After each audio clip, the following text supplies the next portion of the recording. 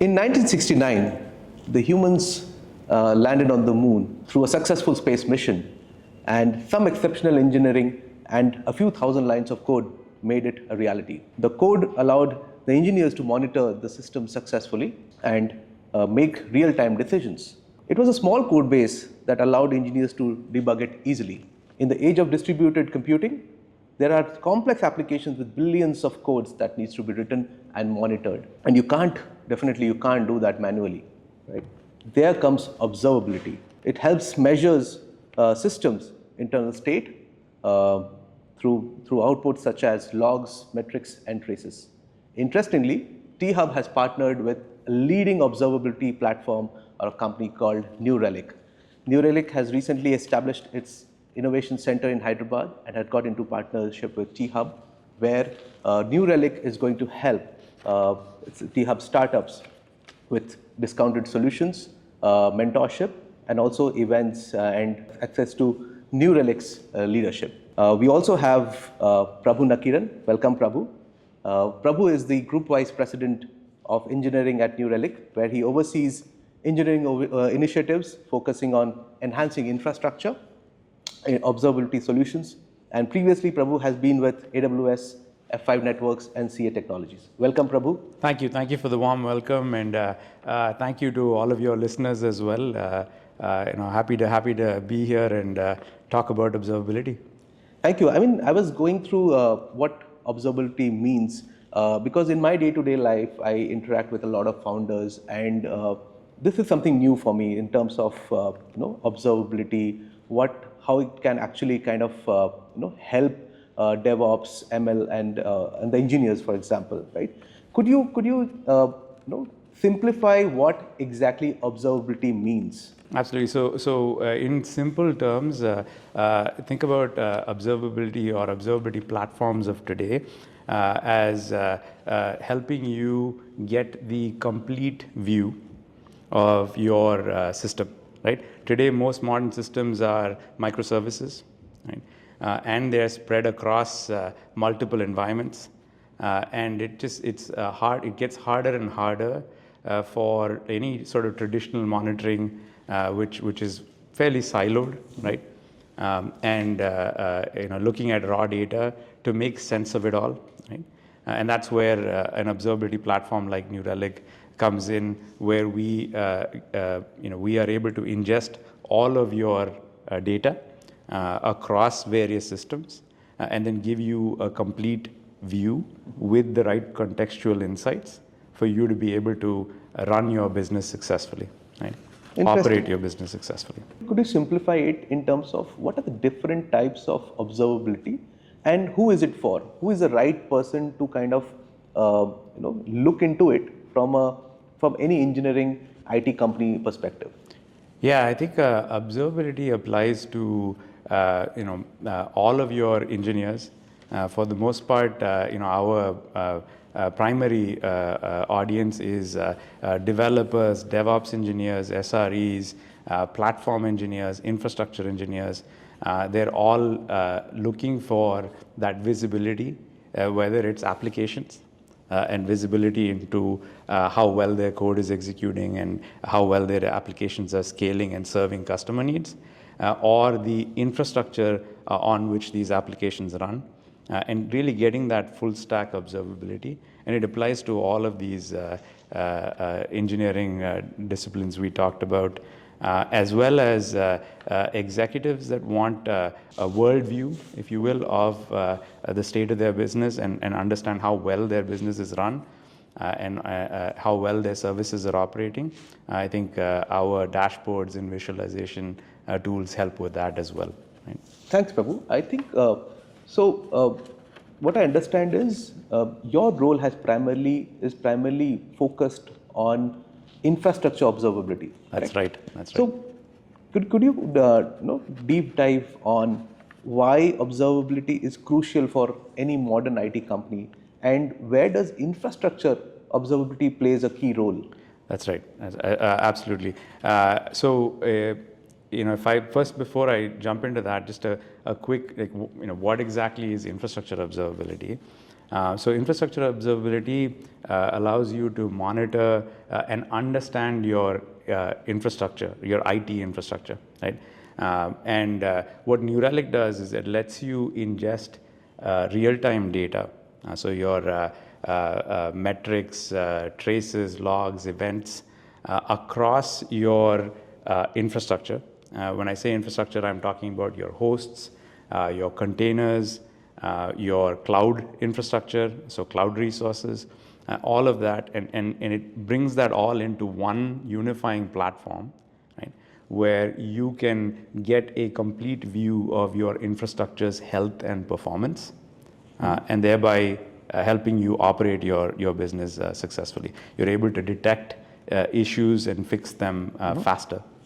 Interesting. So that's a little bit about just infrastructure observability. Can you re-ask me, or you had a follow-up as well about? Yeah. So, thank you for talking about what actually infrastructure observability is.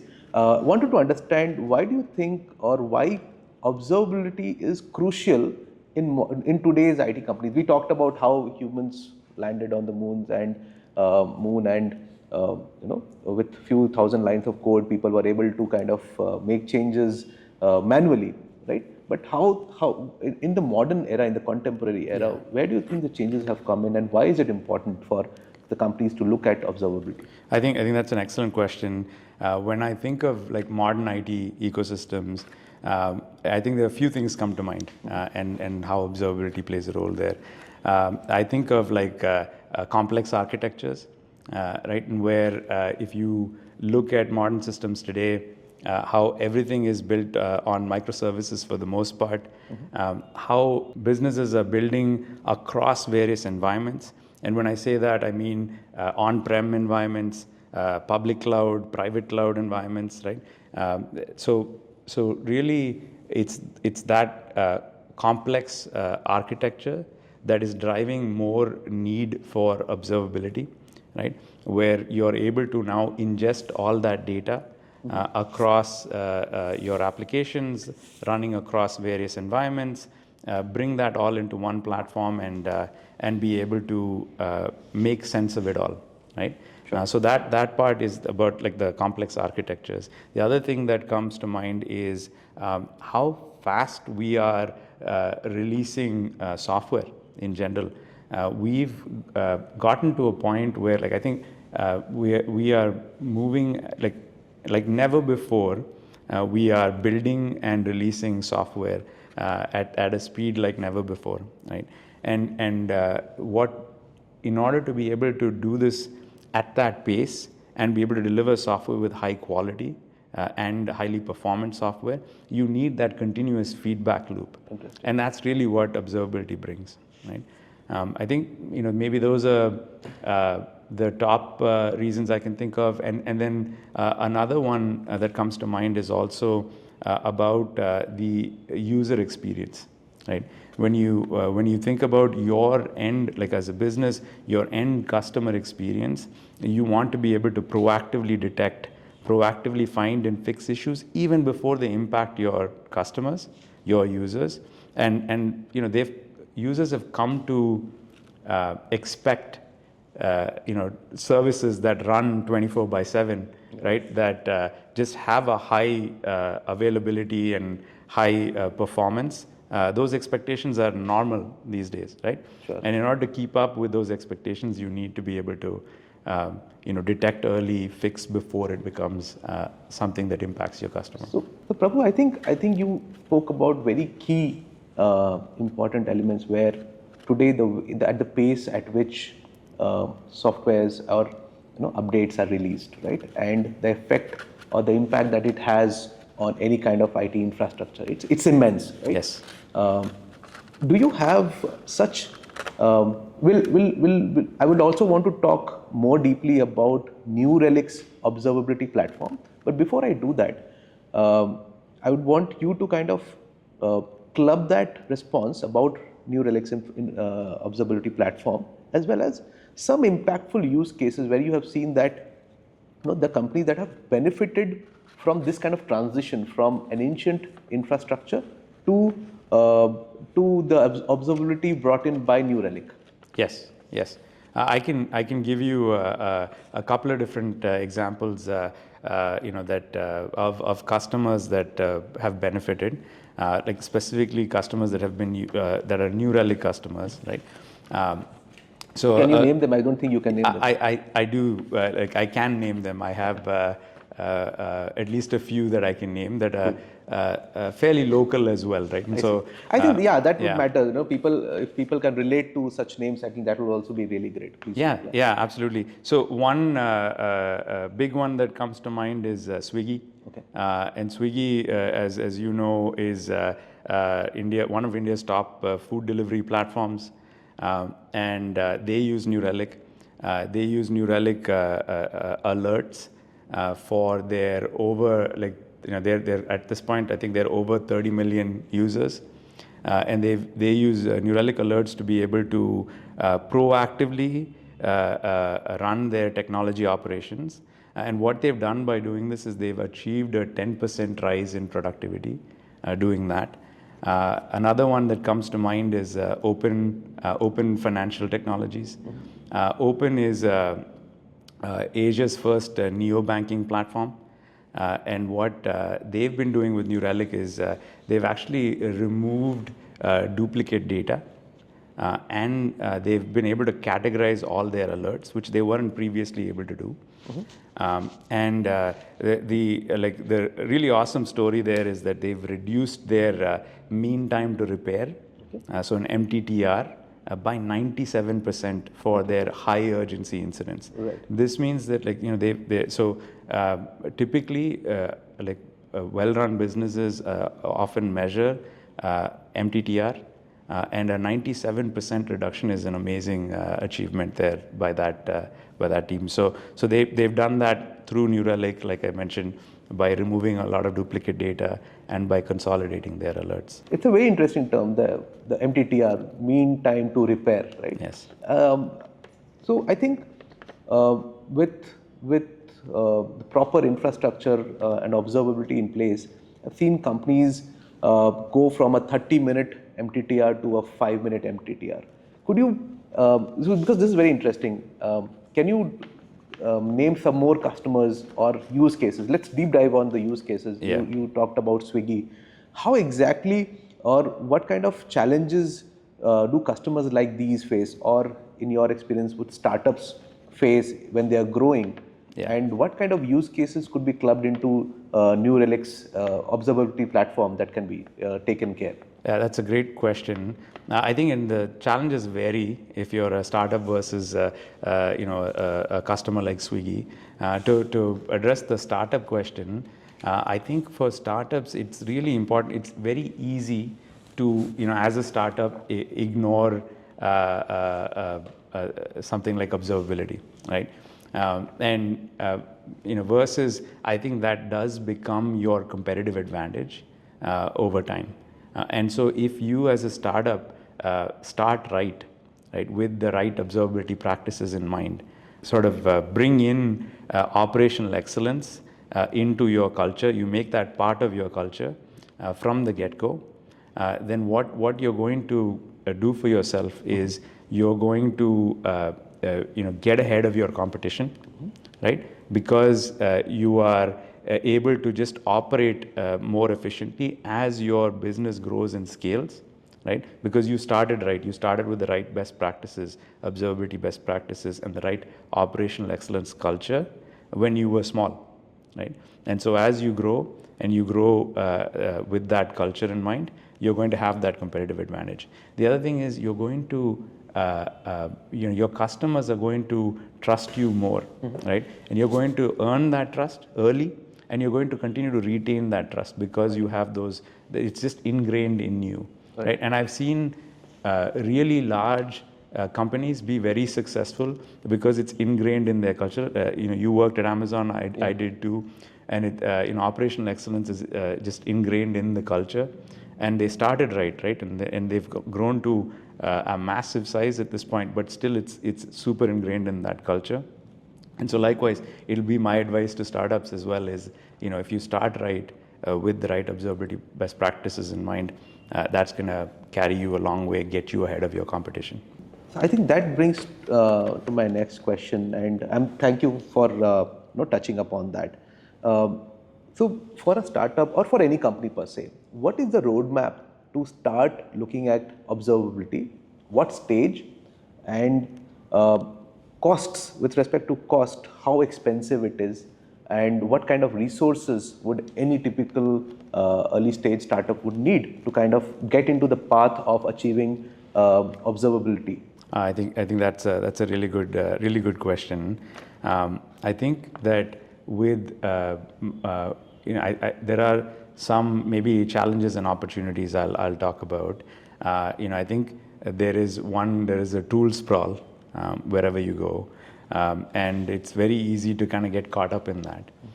And if you are setting yourself up where you want full stack observability, but in order to achieve that, you're delivering, you're installing like application performance monitoring, you're bringing in like a Kubernetes monitoring integration or a cloud integration, and then you're trying to hook all of these things up together, and you're trying to get that complete picture. It's really siloed and hard to do, and it's very cumbersome, right? And so I think one part of going with a platform like New Relic is it is a unified platform. Right? It's a unified telemetry platform where you can bring all of your data from various systems into one single platform, and you can get all of that contextual insights.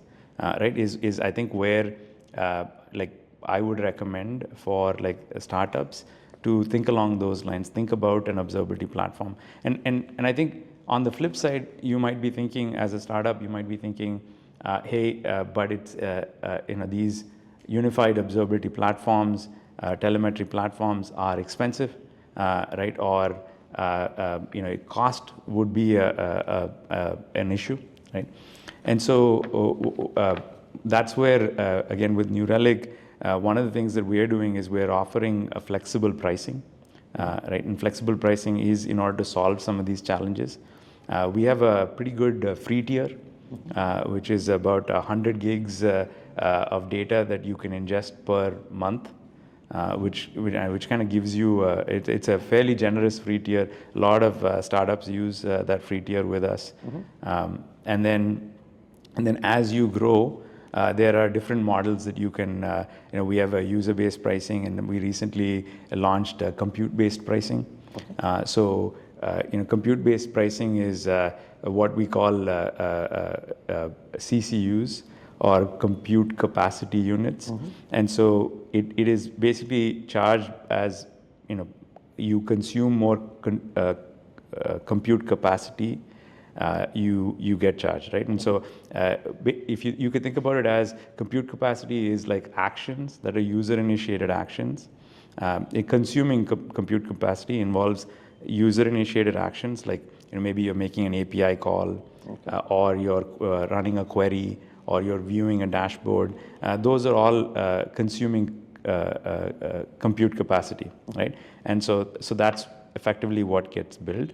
And the nice thing about New Relic in particular is that as your usage grows, it is the CCU-based pricing is it will automatically lower your rate as your usage grows, so that it continues to be economical as you grow, as your business grows.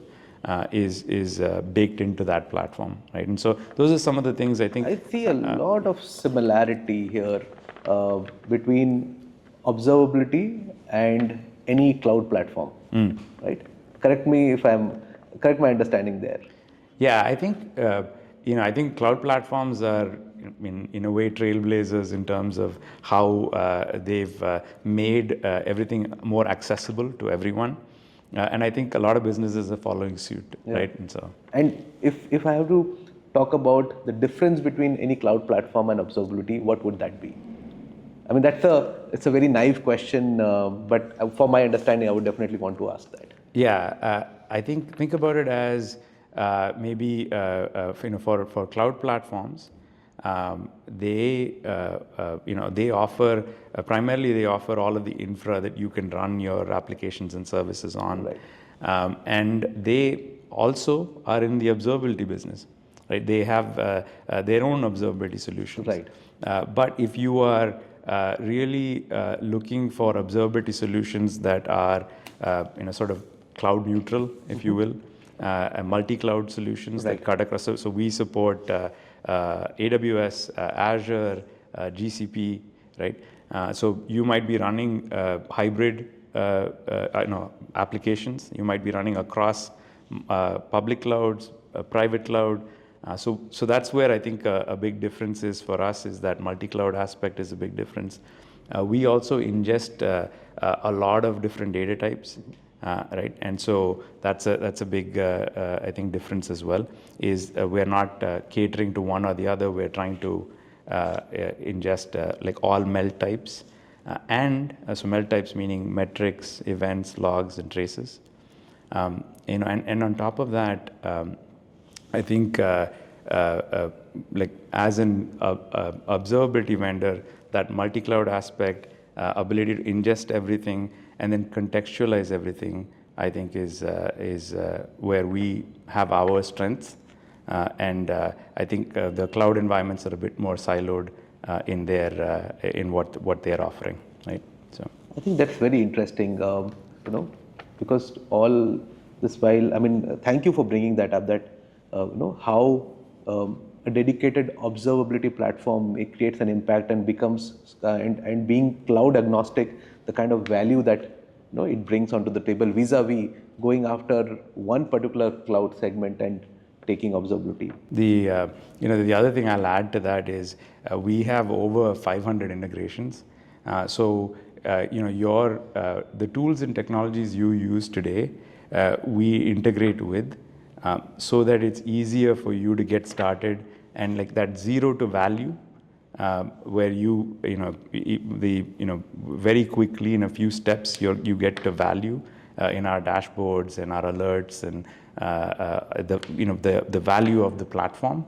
That is also where I think we stand apart, where we've got so many integrations today for you to bring observability into your tool and technology choices that you've already made, right? I would want to kind of take you back to a startup's journey getting on top of New Relic's observability platform, right?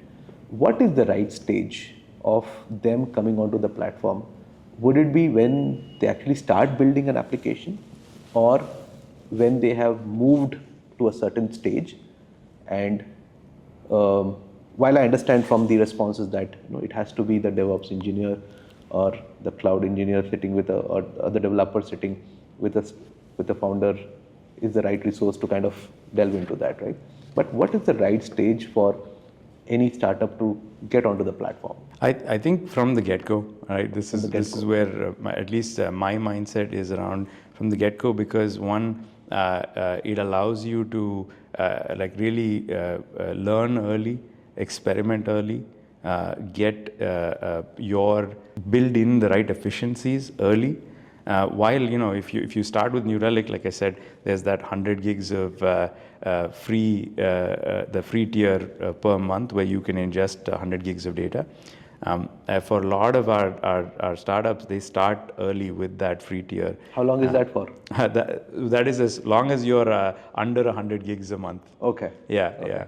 And so they start early, and it's little or no cost to them at that time, where they spend a lot of time building in the efficiency, building the right muscles. Sure. And then as they scale, it just gets easier. But the vice versa is a lot harder to do. Prabhu, we spoke a lot about how startups can adopt New Relic's platform. But one thing that has been coming into my mind, is how is New Relic's platform, observability platform, is impacting the new age quick commerce businesses. We understood from your example about Swiggy how it is bringing down the response time. What are the more examples that you would want to talk about, which gives us or our viewers more insights into it? Yeah, absolutely. I think always excited to talk about our customers. One really good example I thought we could talk about here is Big Basket. I think it's another key player in India's grocery delivery space. What they've been able to do with New Relic monitoring is they've been able to fulfill deliveries in 15 to 20 minutes consistently, right? That consistently part is the important part there. With the monitoring they have in place with us, they're able to fulfill these orders consistently in 15 to 20 minutes. And like that's helped them scale and grow their business. They went from a single store to over 200 stores in a span of a few months. Like just, incredible pace, brilliant business. They're able to scale with New Relic monitoring in place. They've done all of this and this kind of hyper growth while reducing infrastructure cost by 35%, right? So the infrastructure that their applications are running on, they've been able to cut down the cost by 35%. And so this is where like infra monitoring really shines, right? We at New Relic infra monitoring in particular, we have like a really great out-of-the-box monitoring for your hosts, for Kubernetes or containers, for cloud resources. And so I think it's great to see customers be able to leverage that kind of monitoring and be able to improve and scale out their businesses. Are you also working with the likes of the new age quick commerce? I think because from understanding from you, what I realize is it has a lot of impact on real-time decision making. Yes, absolutely, and that's a big differentiator for us as well. We're absolutely working with these businesses that require like that split-second decision making, that real-time decision making. That's what like real-time monitoring is all about. Is about getting ahead of the problem, really getting ahead of the problem, helping you find and fix issues before they become a problem. And then the other part is about all the contextual insights, right? Like because we are ingesting, across all of your applications, across all of your environments where these applications are deployed, we're able to layer on that context and give you that contextual insight. And that helps in the faster decision making, faster problem resolution, right? So that's where I think these businesses benefit. So quick commerce is one, Prabhu. What are the other industries where you see you guys are making a big impact? Yeah, the nice thing about being at New Relic is I've pretty much seen businesses in every vertical, right? And we're doing here we're doing Healthify Me, which is a health and fitness app, right? And they've also seen a tremendous 10% reduction in cost, okay, as well as a 10% improvement in performance. Mm-hmm. And they're doing so with the monitoring they have in place. They've been able to scale up their business to take on twice as much traffic as they would normally during their peak, right? And so they're there now. They've been able to build a lot of custom dashboards for their C-suite. Mm-hmm. They now have unified their observability experiences for all their developers. And so when all of their developers have this unified experience, they are able to actually speed up innovation, right? And so that's one other great example I can think of is Healthify Me. Sure. Thank you so much for that, Prabhu. Now, we are about towards the conclusion of this interesting podcast. I got to learn a lot today, let me admit.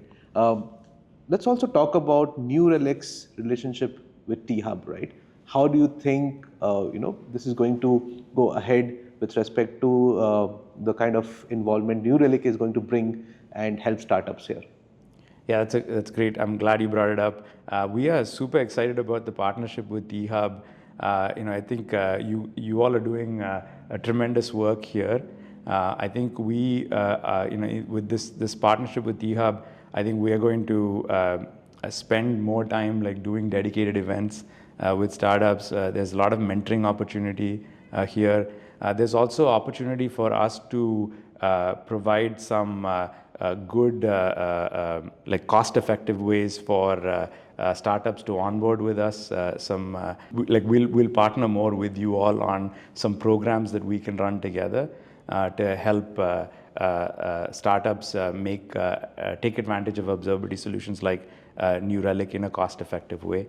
And then I was here last week, and it was very interesting for me to sit down with a couple of AI startups, really learn about what they are doing, what problems they're solving, mentor, provide some feedback, and also look for partnership opportunities. There's a lot of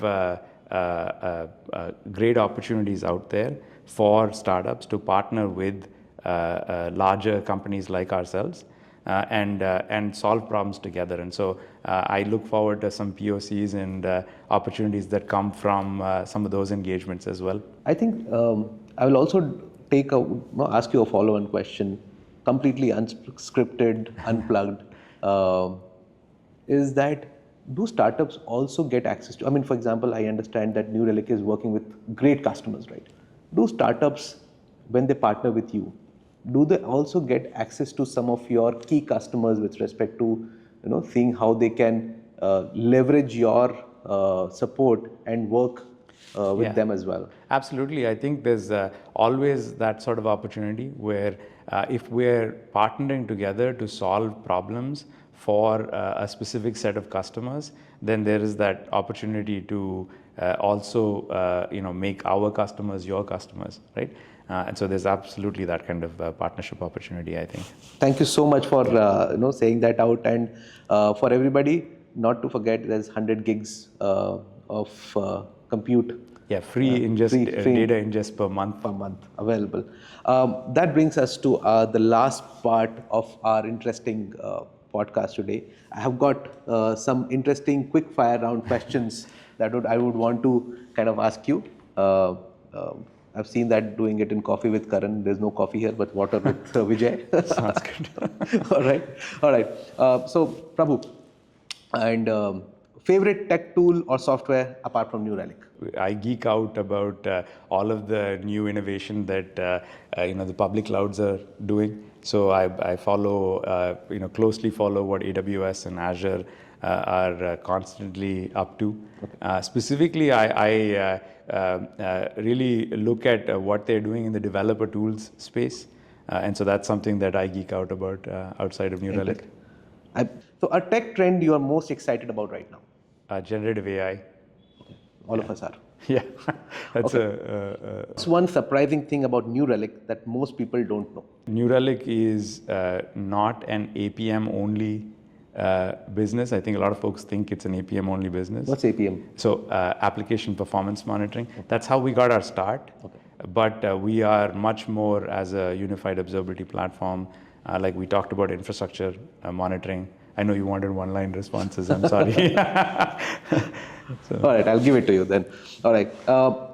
One thing people often get wrong about observability. Often people think site reliability engineering, where like the emphasis is on uptime and things like that. But observability is a lot broader in that you can own your end customer experience, end user experience with observability. Thank you. Final one, a New Relic feature that you wish more people knew about. Synthetics, yes. Now I can give you the leverage of expanding it. Excellent. Thank you for that. So with New Relic offers synthetic monitoring. And so when I think of synthetics monitoring, I think of it's like tier 0, right? If you're building any set of services with dependencies, it gives you a way to exercise all of your private endpoints as well as your public dependencies and endpoints that you're hitting. And it is your first line of defense. Right? When the customer experience breaks down, that is what will alert you first. And it helps you pinpoint where the problem is. Is it in my services? Is it in my dependencies? And it lets you like mimic your user interactions, right? And so I think plug there for synthetics monitoring. Definitely some really good advanced scripting capabilities as well, where you can really hone in on your customer actions and replicate them in the form of synthetics with New Relic. I think that was amazing. You should play more of these quick fire rounds. You're great at that. But thank you so much, Prabhu. Any last thoughts before we say goodbye to all the folks that are listening to us or looking at us today? Yeah, I think really, again, thank you again for having me, and thank you to all the listeners that are listening. I think we discussed quite a bit about observability today, and hope you all had a great time listening. And if you never knew what observability was, I hope you and now you know what observability is all about. And also, to the startups out there listening, and I do want to reiterate my advice around starting right from the get-go, focusing on observability best practices, making sure that you ingrain operational excellence into your culture, and it is one of those things that will be a competitive advantage going forward, will help you retain customers in the long run. So I will leave you with that. Thank you so much, Prabhu. I would like to kind of second what Prabhu also mentioned earlier. Platforms like these, the help support that we see today with partners like New Relic never existed, and initiatives like T-Hub, we work a lot in terms of bringing such key partners for startups to help them build their businesses, not spend on costs in the initial years of forming. And it's very important for us to kind of be a part or play a small part in their successful journey. Interestingly, Prabhu, we also happened in the last 9 years of our journey. We just completed our 9th anniversary last week. Thank you. We realized that we have been a part of over 69 minicons or over 13 Sunicons that we have kind of churned out from here and played some role in their journey. And we would want to continuously keep playing that journey with support of partners like that of yourself. So, concluding the entire podcast here, thank you so much for being so patient, and thank you so much, Prabhu, once again for being with us this afternoon. It was a pleasure. Thank you.